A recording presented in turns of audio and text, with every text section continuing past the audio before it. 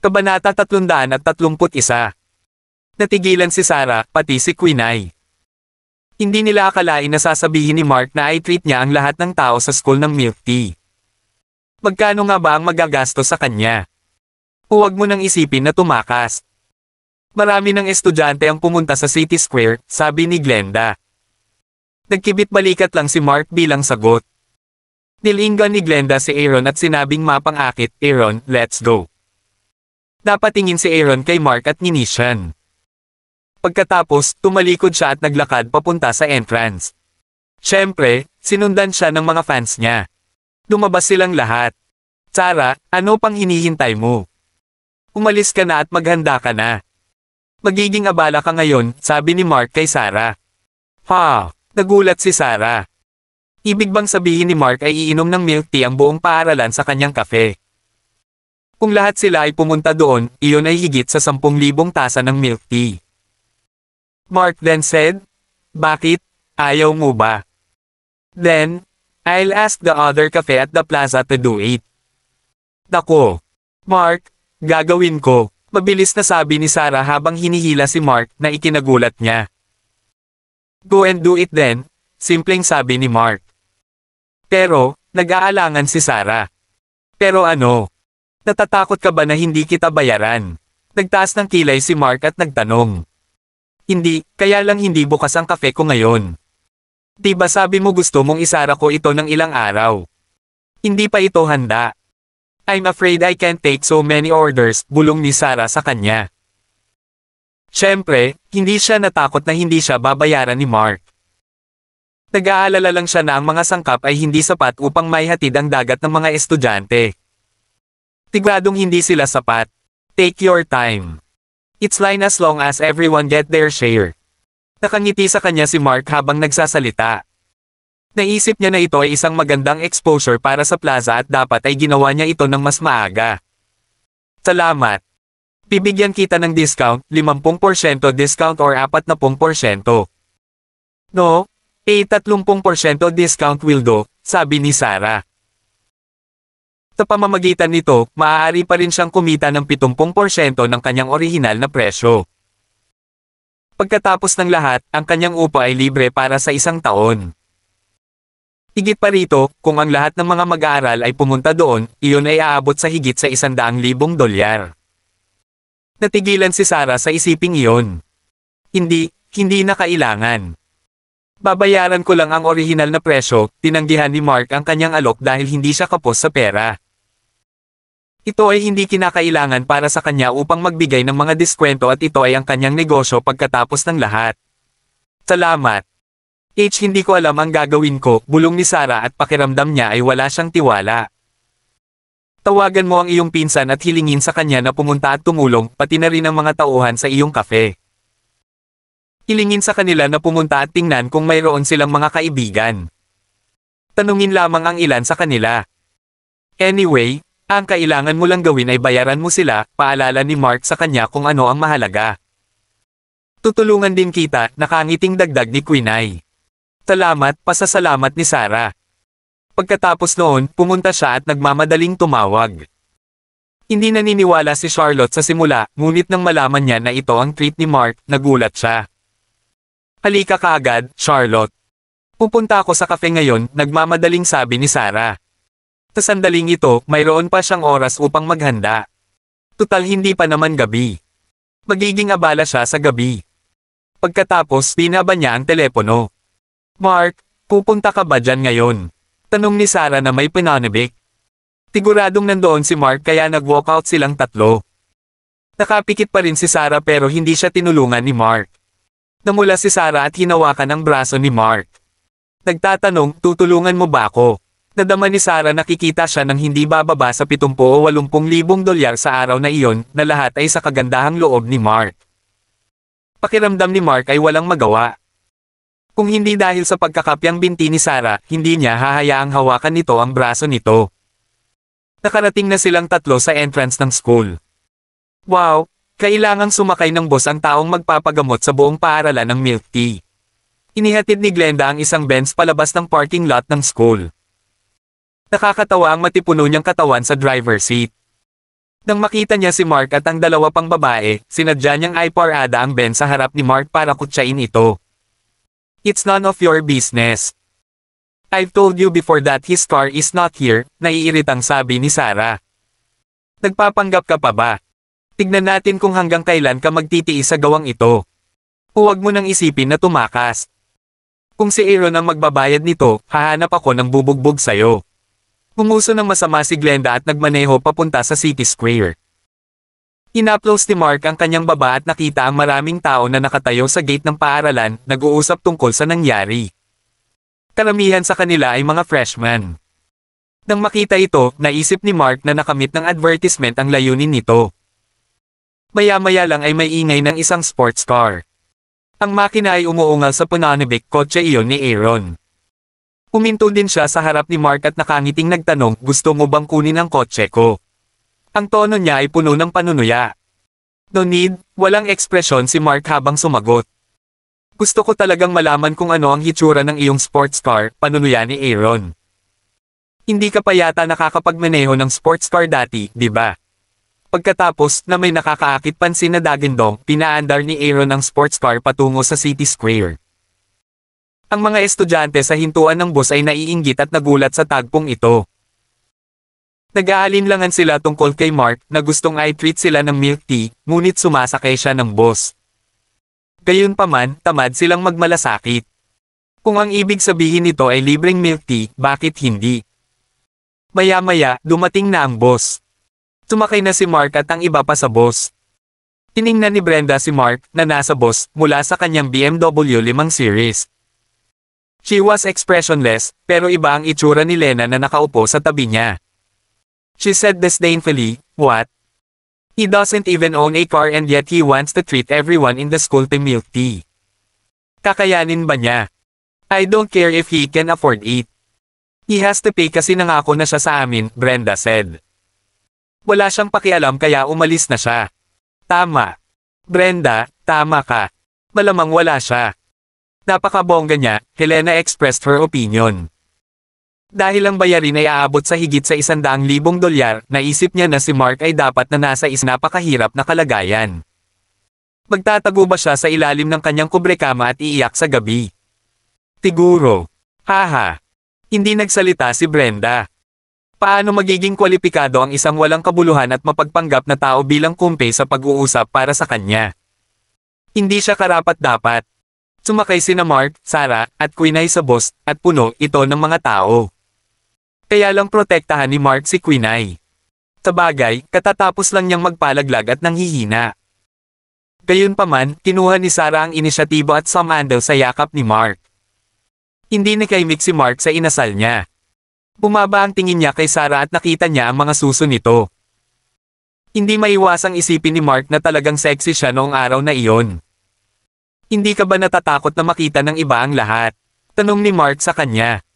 Parang hindi mo pa nakikita, sagot ni Sarah at namumula na parang nahihiya. Si Quinay ay nakatayo sa tabi nila, kaya walang masyadong nasabi si Mark. Hindi na lang niya pinansin si Sarah. Mabuti na lang at nakarating sila sa kanilang destinasyon sa loob ng 3 o 4 na minuto at lahat ay bumaba ng bus. Nagmamadaling buksan ni Sarah ang kafe. Noon, may mga estudyante na doon. Tigaw ni Sarah, "Here, you can get your free milk tea here. Remember, this is all courtesy of Mark." Pinuksan ni Sarah ang pinto. Nagmamadaling lumapit ang 2 empleyado kanina at may kasama silang 3 kaibigan. Pagkatapos ng lahat, sinabi ni Sarah na kung papasok sila sa trabaho sa araw na iyon, babayaran niya sila ng $1,000 na cash, bukod pa sa pagpapagamot sa kanila ng hapunan sa gabing iyon. Ilang sandali pa, nagsimula na silang maghanda para sa paglilingkod sa mga estudyante. Si Quinay ay nagtrabaho bilang part-timer dati, kaya pumasok din siya para tumulong. Tumugod na si Charlotte at laking gulat niya nang makita ang maraming tao sa harap ng kafe. Pagkatapos ay natagpuan niya si Mark sa gitna ng karamihan at sinabi sa kanya, "Salamat." "Wala lang. Go and do your work," sabi ni Mark at ngumiti. Pumasok si Charlotte sa shop para maghanda. Sa sandaling ito, si Yolanda, na nasa itaas, ay bumaba para makalanghap ng sariwang hangin at nakita ang mga tao. Iniisip niya kung ano ang nangyayari. Pumaba siya, nag-usisa, at nagtanong. Noon niya nalaman na may magpapagamot sa mga estudyante ng milk tea. Bukod dito, ang taong iyon ay si Mark.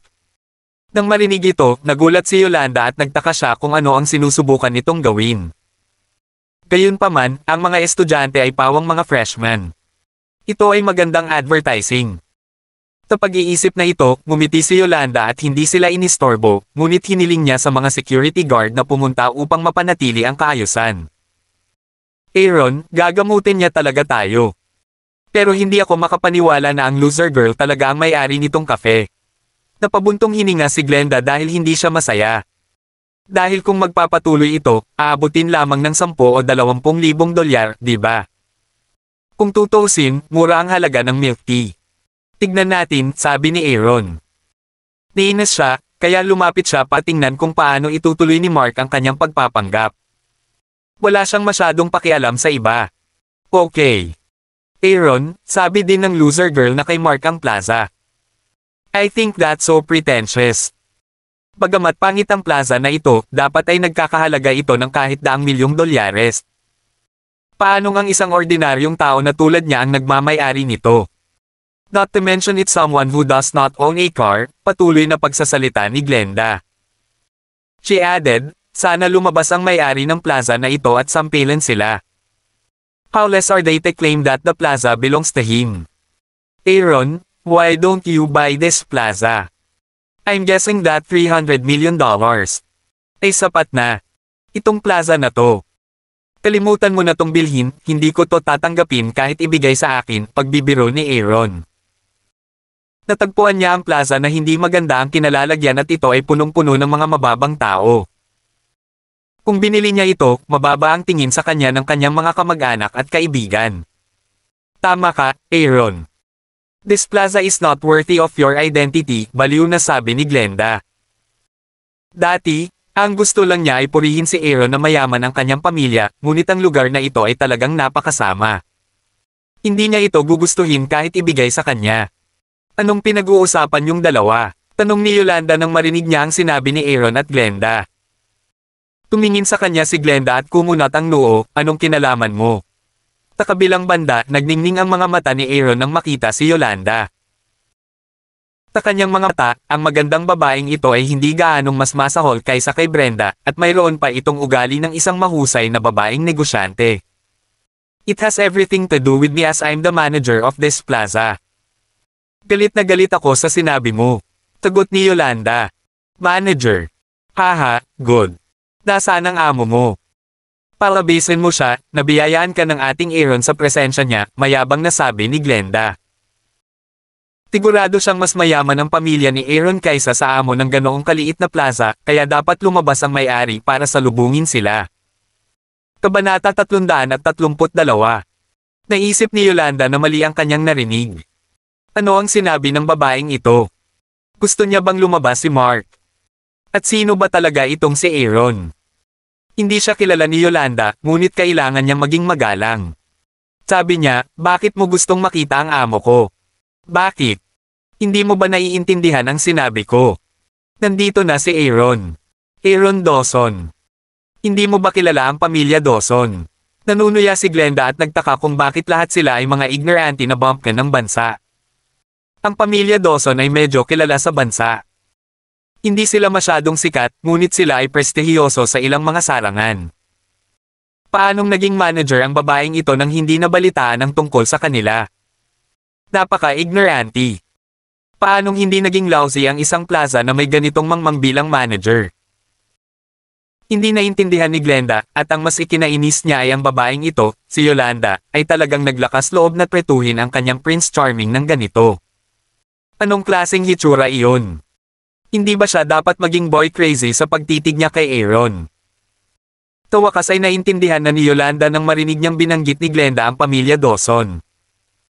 Nabalitaan niya ang tungkol sa pamilya Dawson, ngunit hindi pa niya ito nakilala. Nabalitaan niya na may isang anak na lalaki at isang anak na babae sa pamilya.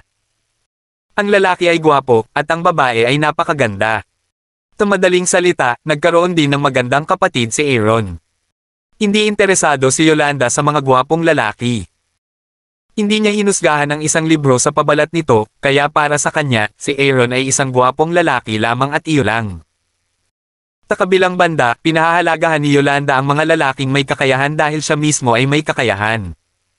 Bilasan mo. Gusto mo bang patuloy na maghintay si Aaron? Karapat-dapat bang paghintayin ng amo mo si Aaron? Napuno ng pang-aalipusta si Glenda habang naiinip niyang hinimok si Yolanda. Anong problema? Medyo nagalit ngayon si Yolanda nang malaman niyang si Glenda ang gumagawa ng gulo sa wala. Ano bang problema? Deserve mo bang malaman? Bakit hindi mo tingnan ang posisyon mo? Paano kung ikaw, the manager? Maraming tao na may ganoong posisyon sa lansangan. Bakit hindi mo agad tawagan ang boss mo? Putol ni Glenda habang naaasar sa kawalang interes ni Yolanda. Bakit hindi naging mas alerto si Yolanda? Paano siya naging manager? Dapat ay nakatulog siya sa posisyon. I'm sorry, pero kung walang importanteng mangyayari, hindi ko natatawagan ang boss natin.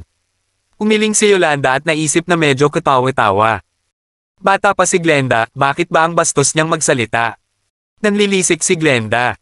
At sinabing, ayaw mong tumawag di ba? Hintayin natin. Aalamin ko kung sino ang amo mo at tanggalin ka na.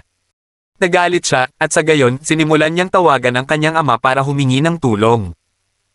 Ang kanyang ama ay namamahala sa isang kumpanya, kaya marami siyang kakilala. Baka malaman niya kung sino ang amo. Kanina pa nakatitig si Aaron kay Yolanda sa gilid, pero hindi man lang siya nagalit. Pakiramdam niya ay napakaganda ni Yolanda, katulad ng campus belle na si Brenda. Nakahanap na siya ng ibang target. Maliban sa pagtulog kay Brenda, gusto rin niyang makasama ang manager na ito. Gaano ito kawili-wili? Malaki ang tiwala niya sa kanyang hitsura. Kung siya ang magkusa na humingi ng kontak sa kanya, naniniwala siyang hindi tatanggi si Yolanda. Naisip ni Aaron na tatagal ng mga 3 araw hanggang 1 linggo para matagumpay niyang harapin si Yolanda. Napakalumang plaza, kahit na ang mga kaibigan ng aking ama ay hindi pa ito narinig. Bulalas ni Glenda pagkatapos ibaba ang telepono at mas lalo pang nandidiri. Pero nasabi na niya na aalamin niya ang may-ari ng plaza. Kung hindi niya malalaman, hindi ba siya mawawala ng mukha? Pagkatapos niyang sabihin na tatanggalin niya ang babae, nagpasya siyang ibahin ang usapan. Pagtingin kay Mark sa malayo, mapaglarong ngumuso si Glenda at tinuro siya, sabi ng taong iyon ay sa kanya ang plaza. Boss mo ba siya? Nakakatawa siya. Tinulyapan din ni Aaron si Mark na nasa crowd, disdain in his eyes. Tumingin si Yolanda at nakita niyang inihahain ni Sarah si Mark ng isang tasa ng milk tea kahit na siya ay talagang abala. Walang magawang kinuha ni Mark at patuloy na inabala ni Sarah ang sarili habang iniinom ni Mark ang milk tea. Siya ba yun? Siguradong sapat, siya ay hindi. Pagyayabang niya sa akin, may sports car daw siya, BMW, at siya pa daw ang may-ari nitong plaza. Napakabongga niya, tumawa si Glenda. Tinabi niya ba ito sa iyo? Tanong ni Yolanda na ikinagulat niya. Kailan pa naging high profile si Mark? Tinabi ng babaeng iyon, pero may pagkakaiba ba? Hindi, iinis ni Glenda. Naintindihan na ni Yolanda. Tumanggo siya at sinabing, oo, siya nga ang may-ari ng plaza na ito. Nang marinig ito, nagulat si Glenda. Natigilan din si Aaron. Haha, kawili-wili. Kahit na ayaw mong tawagan ang iyong boss, hindi mo kailangang sabihin na kahit sinong random na tao ang iyong boss. Sa tingin mo ba maniniwala ako sa'yo? Sabihin ko sa'yo, kahit tanga hindi ka maniniwala. Tumawa ng malakas si Glenda at muntik na itong mawala. Ang biro na ito ay nakakatawa sa kanya. Tumawa si Aaron at sinabing, gorgeous, ang galing mong magbiro. Gusto ko. Ibigay mo sa akin ang contact mo at I'll treat kita sa hapunan. Sumulyap si Yolanda kay Aaron at sinabing, hindi na kailangan. Naiinis si Glenda sa narinig nitong palitan. Ano ang ginagawa ng kanyang Prince Charming? Nanliligaw sa babaeng ito. Galit na galit si Aaron sa inaste ni Yolanda. Tinanong niya, ano?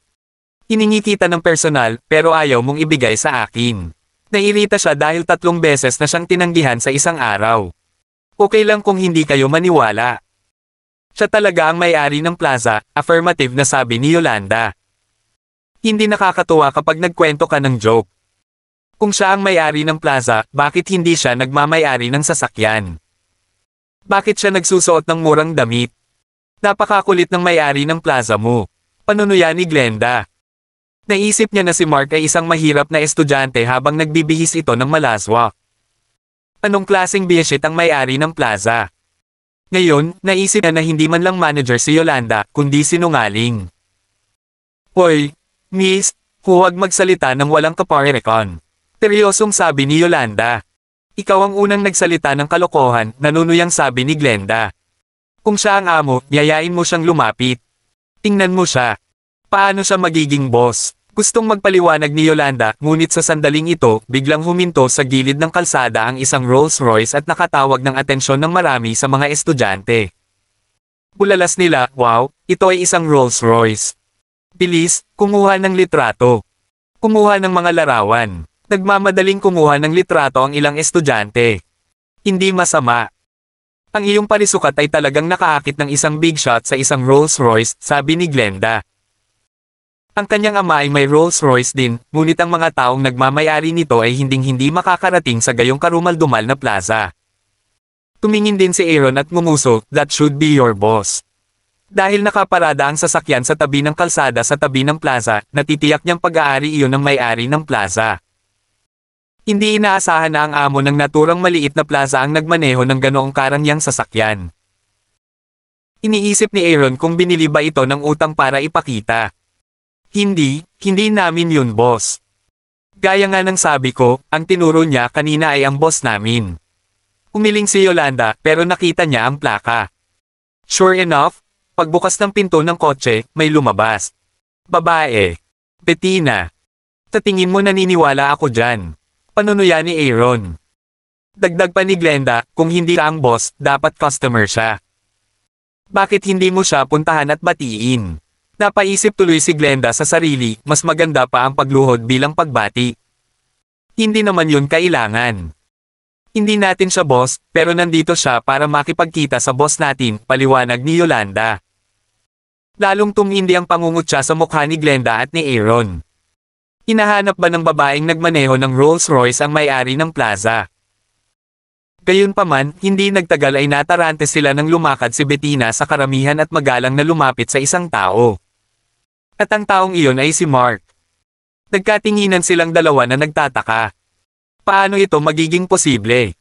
Hinahanap ng babaeng may Rolls-Royce si Mark. Si Mark ba talaga ang may-ari ng plaza na ito? Hindi lang silang dalawa, pati lahat ng naghihintay na estudyante sa entrance ng shop ni Sarah ay natulala din.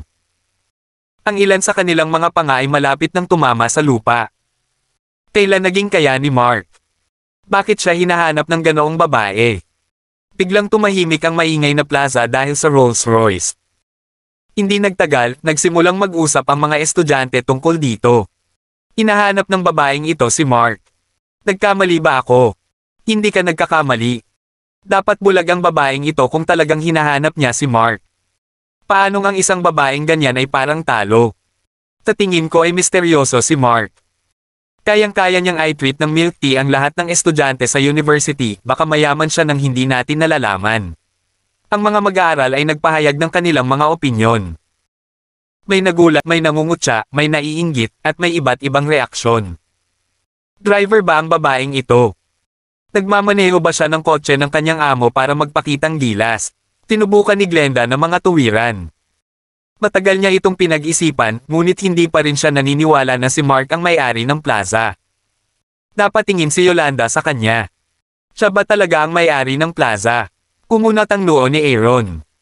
Nakikita niyang napakagalang ni Bettina kay Mark. Hindi ba't ang ekspresyon ng mukha niya ay katulad ng ibinigay sa kanya ng kanyang katulong sa bahay? Masyado siyang maraming nalalaman, ngunit hindi niya maintindihan. Ayaw niyang maniwala na kay Mark ang plaza. Kung tutusin, bagaman ang plaza na ito ay pangit, ito ay nagkakahalaga ng milyon-milyong dolyar. Paano ito pagmamayari ng hamak na ito? Oo, siya ang amo ng plaza natin. Kaya lang ayaw mong maniwala, ani Yolanda. Kabanata 333. Hindi sila naniwala. Oo, hindi pa rin lubusang makapaniwala si Aaron. Ngunit paano makukuha ng isang ordinaryong tao ang respeto ng isang babaeng may Rolls-Royce? Hindi rin makapaniwala si Glenda. She asked, nagbibiro ka ba?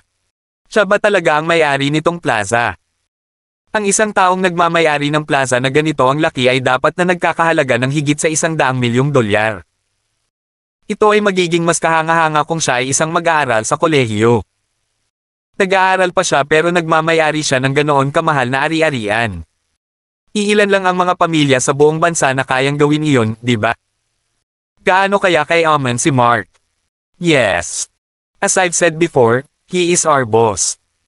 Kayo naman ang hindi naniniwala, ani Yolanda at wala na siyang pakialam. Pinibigkas niya ang simpleng pangungusap na iyon at pagkatapos ay naglakad sa gitna ng karamihan at tumayo sa harap ni Mark. Naramdaman ni na Aaron at Glenda ang nag-aapoy na sakit sa kanilang mga mukha na parang sinampal. Sa kanya ba talaga ang plaza? How is that possible? Sabi ni Glenda habang umiiling at tulala. Pakiramdam niya ay sinampal siya ng malakas sa mukha ng realidad. Aaron, totoo ba ito? Patuloy niyang pag-ungol sa sarili. Ang kanyang pamilya ay nagmamay-ari ng isang kumpanya na may daan-daang milyong halaga ng mga ari-arian. Ngunit pareho silang mga estudyante, samantalang si Mark ay talagang nagmamay-ari ng isang parisukat. Siya naman, kotse lang ang nagmamay-ari at wala ng iba. Nagkaroon ng malaking gap. Dapat lang. Hindi ako makapaniwalang na misjudge ko siya. Mukhang nahihiya lalo si Aaron. Mamantong hininga si Glenda, ako rin. This scum actually. I can't believe a scum in lousy clothes can actually own a plaza. Medyo nalilito siya. Nagkamali ba siya? Oo, siya noon. Sa sandaling ito, sinabi ni Yolanda ang ilang mga salita kay Mark. Kumuha si Mark ng isang tasa ng milk tea para kay Yolanda at Bettina. Kinuha ni Yolanda ang milk tea at tinuro si Aaron at tumingin si Mark. Habang nagkakatinginan sila, naisip ni Glenda na nakakasilaw ang mga mata ni Mark. Tinadya niyang hindi tumingin sa kanya. Walang ekspresyon sa kanyang mga mata, ngunit nakaramdam ng panunuya ang dalaga na para bang binigyan siya ni Mark ng isang hindi nakikitang sampal. Lalong nagalit si Aaron. Pakiramdam niya ay oras na para gumawa ng isang bagay. Huwag mong sasabihin kahit kanino ang tungkol dito. Gets mo ba? Malamig na single ni Aaron. Dahil si Mark ay nagmamay-ari ng isang plaza na tulad nito, malamang na totoo na ang kanyang sports car ay inaayos. Ang mas malamang ay ang kanyang sports car ay nagkakahalaga ng humigit kumulang $5 milyong. Hindi ba requirement iyon ng Campus Belt, Brenda? Isang tao lang na nagmamay-ari ng sports car na nagkakahalaga ng $5 milyong ang karapat-dapat na makipag-ugnayan sa kanya, tama ba? Natugunan ni Mark ang kahilingang iyon. Talagang ayaw ni Aaron ng kalaban, kaya kailangan niyang alisin ang problema sa ugat nito. Tumango si Glenda. Siyempre, hindi niya sasabihin kahit kanino. Kung gayon, ano ang dapat nating gawin ngayon? Naisip niya na normal lang sa isang may-ari ng plaza na ay treat ng milk tea ang lahat sa paaralan. Sisigot pa lang si Aaron, dumating sina Yolanda at Mark. Ngumiti si Yolanda at sinabing, ito ang amo namin. Nakita mo na siya dati. Nanginginig ang mga kalamnan sa mukha ni Aaron at naramdaman niyang uminit ang pisngi nito. Tinitigan niya si Mark at gusto siyang patayin ng diretso. Wala pang nagpahiya sa kanya ng ganito. Gusto mo bang uminom ng milk tea? I'll treat you. Hindi pinansin ni Mark ang tingin sa mga mata niya. Sa halip, ngumiti siya ng mahina. Galit na galit si Aaron at pinandilatan din ni Glenda si Mark. Matagal na pinigilan ni Aaron ang kanyang galit at nahihirapang sinabi, hindi na kailangan. Sigurado ka ba? I can afford a cup of milk tea, sabi ni Mark. Humph. Damn you. Nagmura si Aaron, galit na galit at pangit ang ekspresyon ng mukha niya. Ang gwapo niyang mukha ay naaasar na wala sa hugis sa galit. Young Master. Bago umalis si Bettina, lumakad siya sa crowd at tumingin kay Glenda at Aaron na naka-poker face. Pagkatapos ay sinabi niya kay Mark, Young Master, ano ang maitutulong ko sa iyo? Nang marinig ito, mas lalong nagalit si Aaron. Young Master. Napaka-pamilyar ng mga salitang ito dahil ganoon ang tawag sa kanya ng mga katulong sa bahay. Hindi, kibet balikat na sagot ni Mark. Kung gayon, kung ano ang iniutos ni Pangulong Lee para sa iyo, pumunta rito si Bettina para pag-usapan iyon. Malapit na ang private helicopter at malamang na malapit na itong lumapag. Gayunpaman, kinailangan niyang mag-book ng pribadong apron at sundin ang ilang mga pamamaraan na napag-usapan na niya. Siyempre, nung nagsalita siya, tumingin siya kay Aaron. Pinigilan ni Aaron ang sarili. Naisip niya na medyo delikado ang tingin sa mga mata nito. Tawagan mo ako kapag nakarating na, bilin ni Mark. Inaabangan niya ito. Gaano kaya kaganda kung mapapasakay niya si Lilibeth? Okay, young master. Salamat sa oras mo. Siya nga pala, nakausap ko lang si President Lee, at sinabi niyang maganda ang ginawa mo sa pagtrato sa buong paaralan ng milk tea, sabi ni Bettina. Ngayon lang siya tumawag sa telepono, higit sa lahat dahil nagtanong si Karen tungkol sa ingay. Casual na sabi ni Bettina sa kanya, ngunit hindi niya inaasahan na matatawa kaagad si Karen nang mabalitaan niya ang nangyari. Natawa si Mark na hindi makapaniwala na pinuri nga siya ng kanyang ina. Nga pala, kamusta na ang mama ko lately? Tanong ni Mark na mas nag-aalala tungkol dito. Maraming araw na ang lumipas mula noong huli silang nag-usap at tila napakabisi ng kanyang ina. Hindi niya alam kung ano ang nangyari sa Estados Unidos. She has been fine, simpleng sabi ni Bettina. Napabuntong hininga si Mark. Kakasimula pa lang niya sa pag-aaral, kaya wala siyang oras na pumunta sa United States. Pero kung may nangyari talaga sa nanay niya, kahit hindi siya matulungan ni Mark, tatabi siya rito. Bahagyang tumaas ang kilay ni Bettina at naka-poker face, bakit mo tinatitigan ang young master ko? Anong problema? Nothing, tumikim si Aaron at umalis. Natural, sinundan siya ni Glenda. Ngunit ang mga estudyante ay nagtipon sa paligid niya at sinabi, Aaron, bakit ka nagmamadaling umalis? Halika at uminom ng milk tea. Umalis ka sa daan ko. Galit na itinulak ni Aaron ang estudyante at nadapa ang isa sa mga estudyante. Natanggal ang takip ng milk tea at tumilapon ang milk tea sa buong Aaron. Sa pagkakataong iyon, gulong-gulo si Aaron. Aaron, I'm sorry, paumanhin ng estudyante. Galit na lumingon si Aaron at tinitigan si Mark. Galit na galit siya. Young master, kailangan mo bang turuan ko siya ng leksyon? Tanong ni Bettina. Hindi pala kaibigan ang itsura ni Aaron at hindi niya ito nagustuhan. Kalimutan mo na yan. Pabayaan mo muna siya, walang ganang makipag-away si Mark sa kanya. Pero kung i-provoke ulit siya ni Aaron, siguradong hindi na siya matitiis ni Mark. Okay, young master. Take your time. Aalis na ako, sabi ni Bettina. Walang pagtutol si Mark. Bagamat kailangan na rin niyang bumalik sa hotel, maaga pa naman. Kinailangan ni Mark na mag-isip kung saan makakabili ng villa. Ito ay dapat isa kung saan niya may parada ang kanyang helicopter sa bubong. Naglakad si Bettina sa gilid ng kalsada, binuksan ang kotse, at pumasok. Pagkatapos, tinawagan niya ulit si Karen. Ang ilan sa mga estudyante ay tumigil sa pagkuha ng litrato. Nagtataka silang tumingin kay Mark. Sa mga taong ito, may mga freshmen, sophomores, juniors, at maging seniors. Si Mark, na hindi kilala ng publiko, ay hindi lamang gumastos ng pera para ipagamot ang buong paaralan sa milk tea noong araw na iyon, ngunit hinanap pa siya ng isang babaeng may Rolls Royce. Talagang binago nito ang kanilang perception sa scam. Ano ang nangyayari? Si Mark ay nanatiling mababang profile sa lahat ng ito. Paano siya nagkaroon ng pera para gamutin ang lahat? Kakaiba na hindi sila naniwala hanggang sa nakakuha sila ng isang tasa ng libreng milk tea ayon sa pagkakabanggit. Lalo na sa mga kaklase ni Mark, laking gulat nila dahil pumunta sila dito para pagtawanan si Mark sa pag-aakalang hindi ito kayang bayaran ni Mark. Pero ngayon, parang nagkamali sila. Kayang-kaya talaga ni Mark. Pero paano? Pati si Aaron, ang school hunk, nagalit. Nabalitaan nila mula sa grupo na ni-treat ni Mark ang lahat ng milk tea dahil gusto niyang makipagkompetensya kay Aaron. Ngayon, nang makitang nagalit si Aaron, talagang nanalo si Mark. Si Mark ba ay isang pangalawang henerasyong mayaman na bata?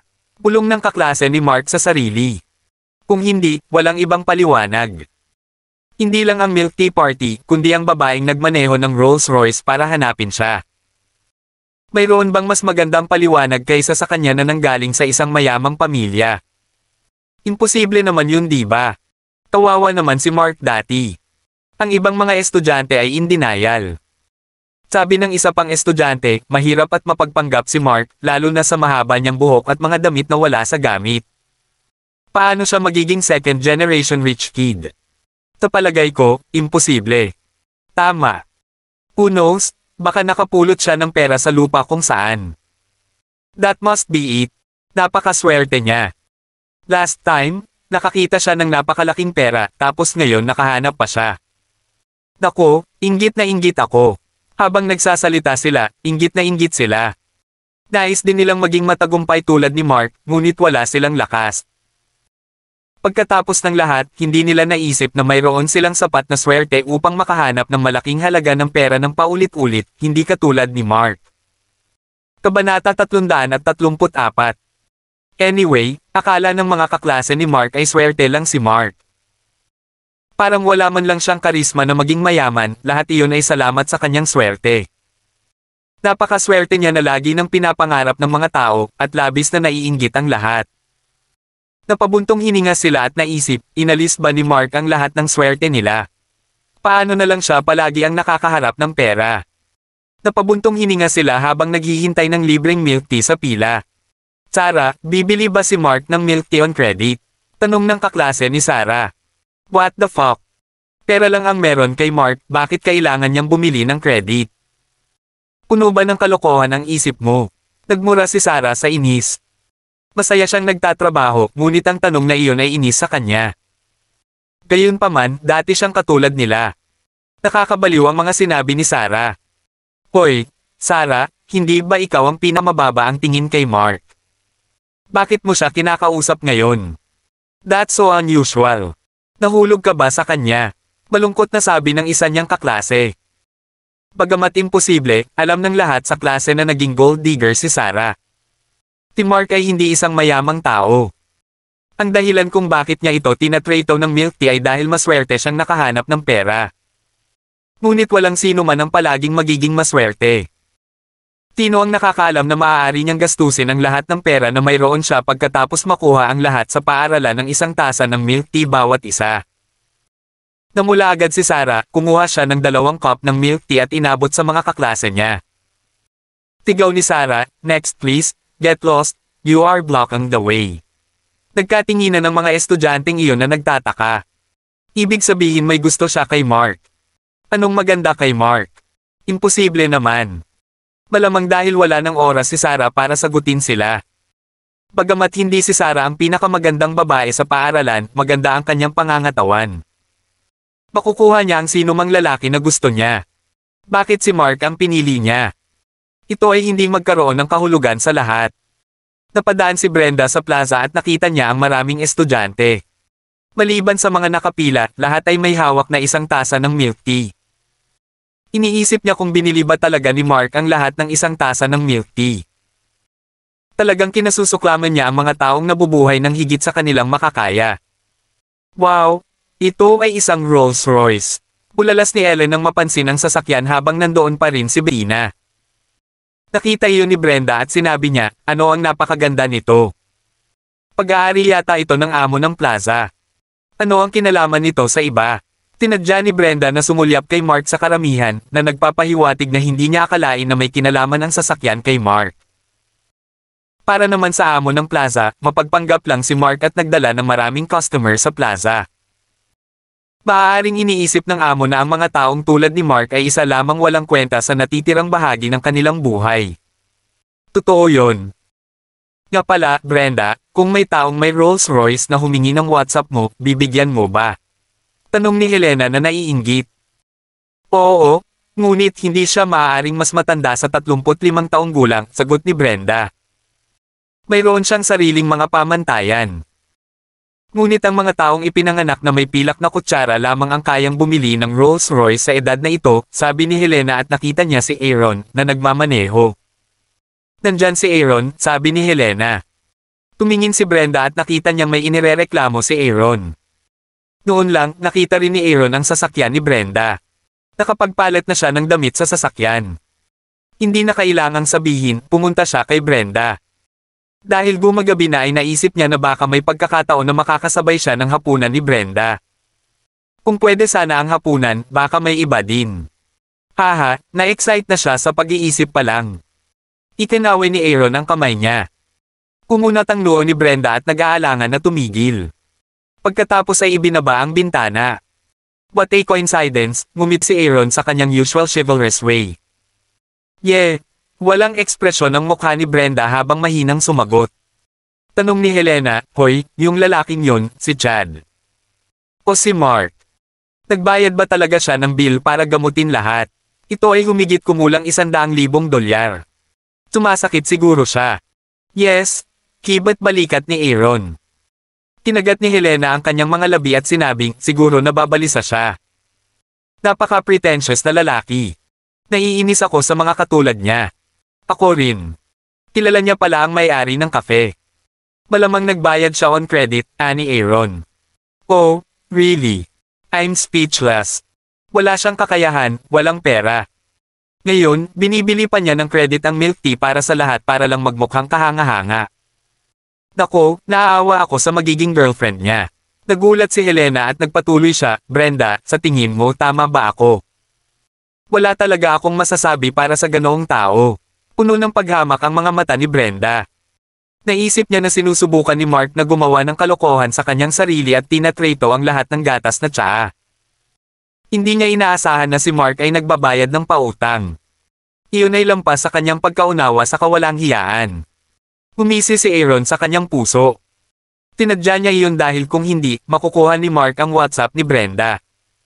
Siyempre, kailangan niyang pigilan iyon ng maaga. Kung titingnan ng mapang asar na tingin ni Brenda, sigurado siyang nagawa niyang mina si Brenda kay Mark. Haha. Nagpa siya si Aaron na sabihin sa kanyang pamilya kailangan niyang bumili ng kotse na nagkakahalaga ng $10 milyong. Kailangan niyang kunin ang WhatsApp ni Brenda at matulog sa kanya.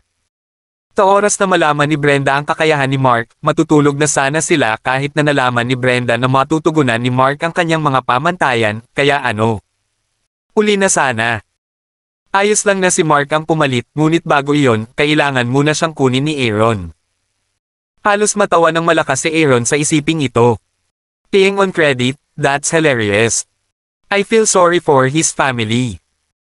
Kung ayaw siyang tulungan ng family niya, he would definitely work several part-time jobs para magpakitang gilas siya, Helena sneered.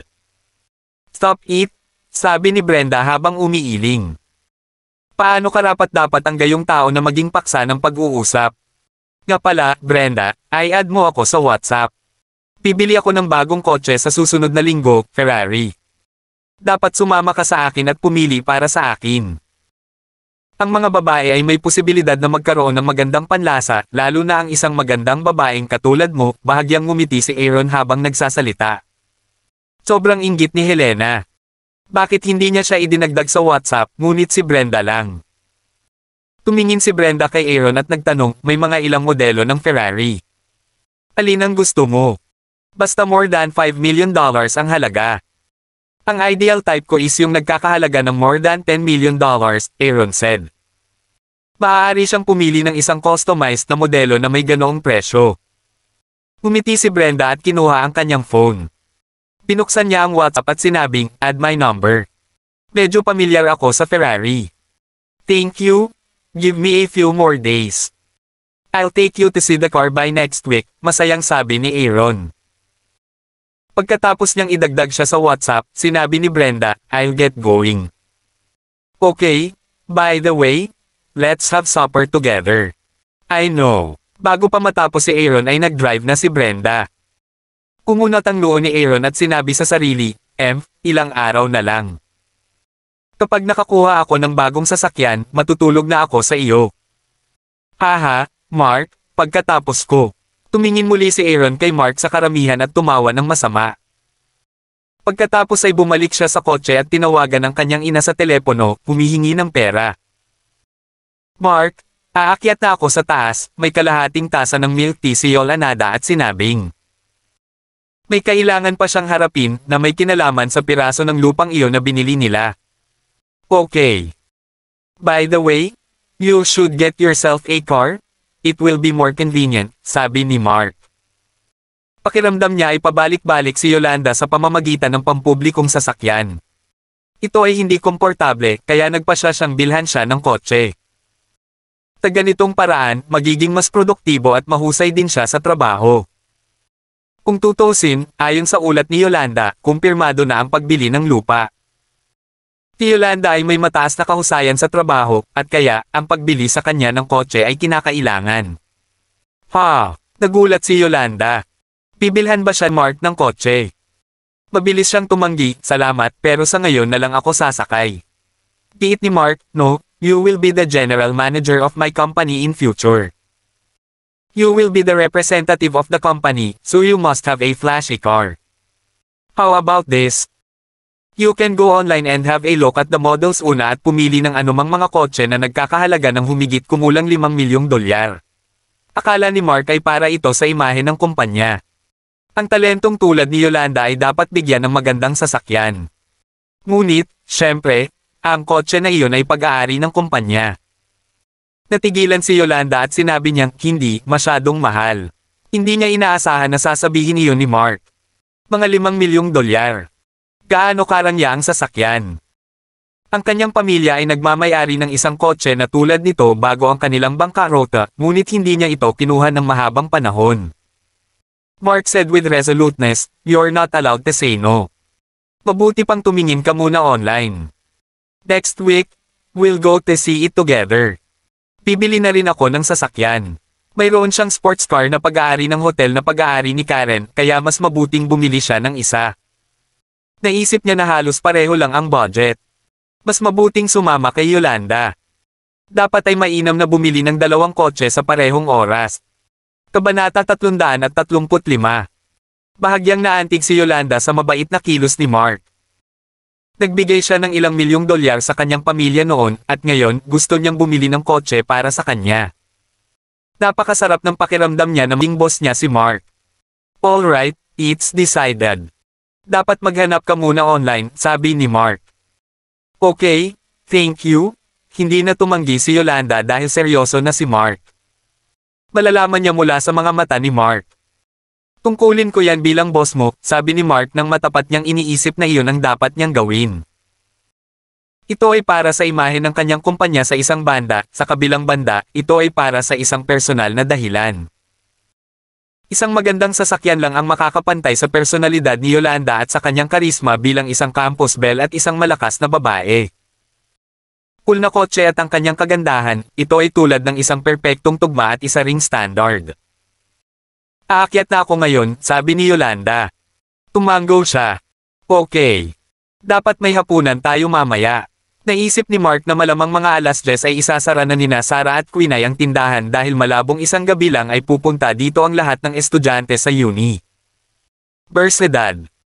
Anyway, mamimigay sana sila ng 5,000 cups that day. Patuloy na nakikita ni Mark ang mga taong naghahatid, tiyak na tumakbo sila sa kanilang mga paa. Nahulaan niya na ang iba pang mga estudyante ay malamang na darating sa susunod na araw. Okay, sagot ni Yolanda, tumalikod at umakyat. Nakita ni Mark ang mga binti ni Yolanda na kalahating natatakpan ng palda. Ito ay napakakakit-akit. Bihira lang na wala siyang suot na silk stockings noong araw na iyon. Maputi at walang kapintasan ang kanyang mga binti, unti-unting nawawala sa paningin niya habang lumalayo siya. Inalis ni Mark ang kanyang tingin. Lumapit ang isang estudyante para itanong kung may windfall si Mark at iyon ang dahilan kung bakit siya nakabili ng milk tea para sa lahat ng estudyante sa paaran. Umiti lang si Mark at hindi sila pinansin. He smiled. Silence implies consent, right? I know it. Hindi siya galing sa mayamang pamilya, how could he treat all students to milk tea? Malamang dahil may windfall siya. Napakatalino ko, pagmamalaki ng isa sa mga babaeng estudyante. Oo, kung may windfall siya, bakit hindi niya kami i-treat sa karaoke? Since kaya niyang bilhin lahat ng milk tea, bakit hindi siya magbayad ng karaoke? That money was a godsend, classmates kaming lahat. Bakit ang kuripot niya? Medyo hindi nasiyahan ng isa pang estudyante, naramdaman niyang dapat agad silang i-treat ni Mark sa karaoke. Ang sabi ng estudyante, hindi mo ba alam na lagi siyang kuripot? Nako, kung may windfall ako, gagawin ko talaga. Ako din. It's not my own money after all. For sure, I would share it with my classmates. Nagbubulungan ng mga estudyanteng iyon habang naglalakad papunta sa station board para sumakay ng bus pabalik sa paaralan. Sarado lahat ang mga tindahan sa plaza, maliban kay Sarah. Halos lahat ng estudyanteng dumaan ay nakatanggap ng kanilang milk tea. Pagod na pagod sina Sarah, Charlotte, at Quinay na napaupo sila sa lupa, gayon din ang ibang mga empleyado. Lahat sila ay naging abala mula hapon. Napansin ni Sarah na matagal nang naghihintay si Mark. Tumayo siya at sinabing, "Mark, gusto mo ba ng milk tea? Kukuha ako ng tasa para sa iyo." "No, Sarah. Let's settle the bill tomorrow and I'll transfer the money to you," sabi ni Mark.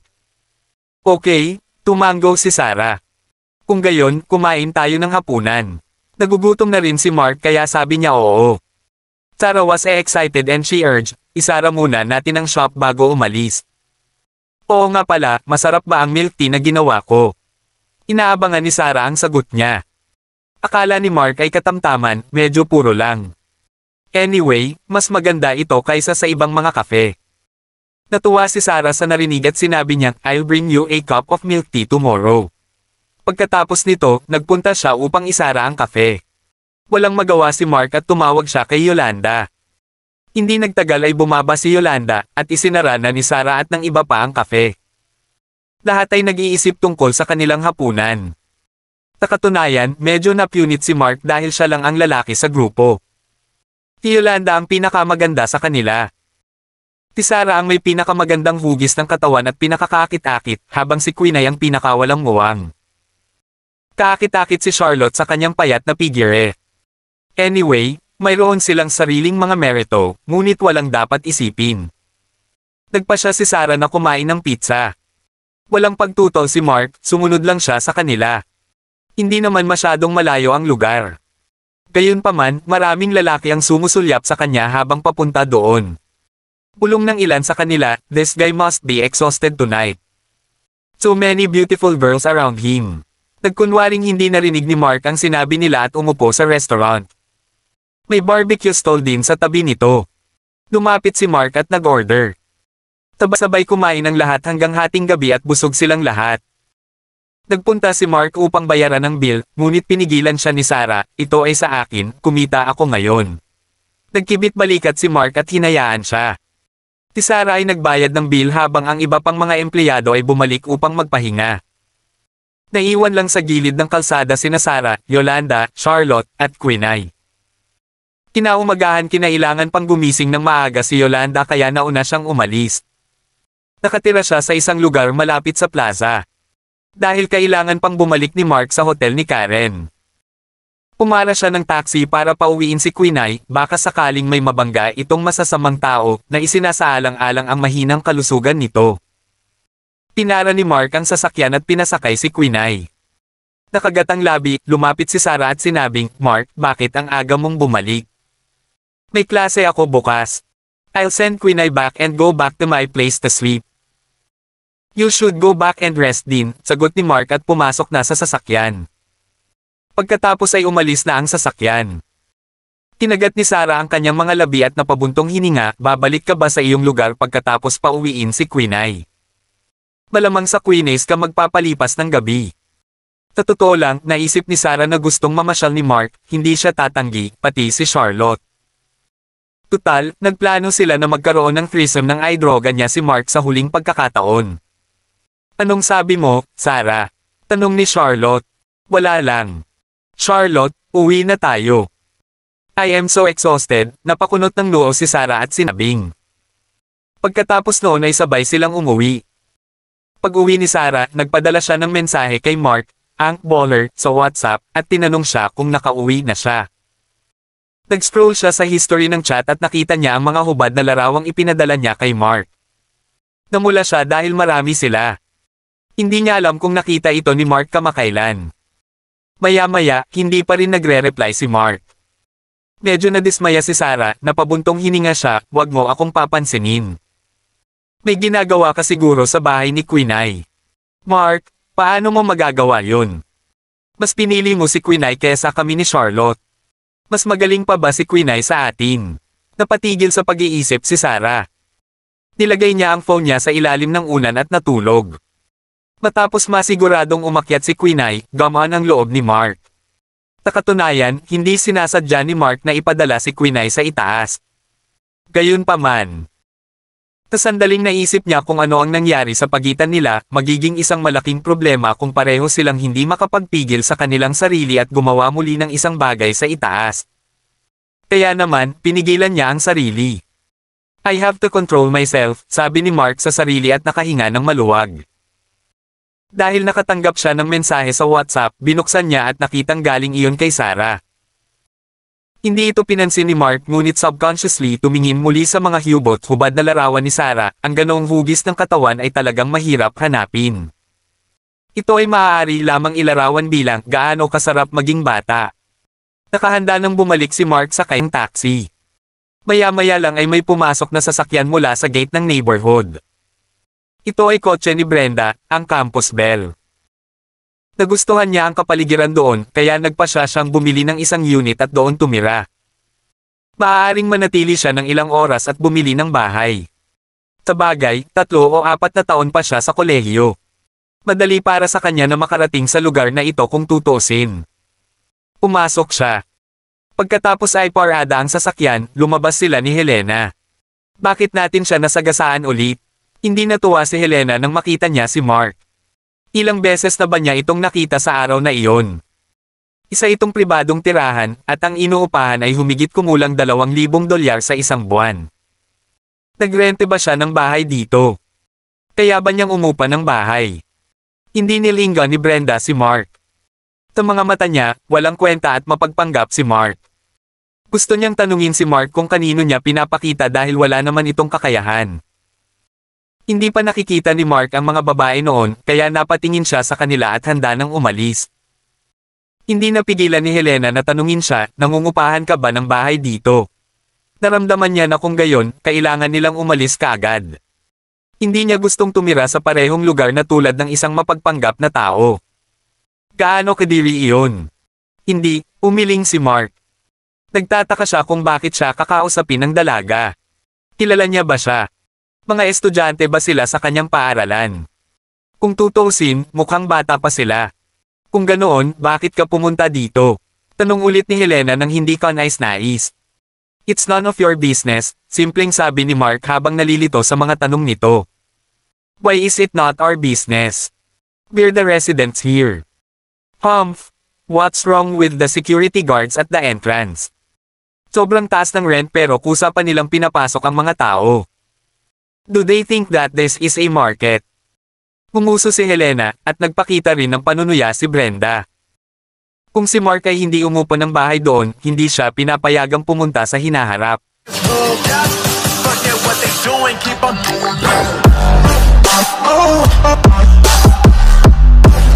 Oh,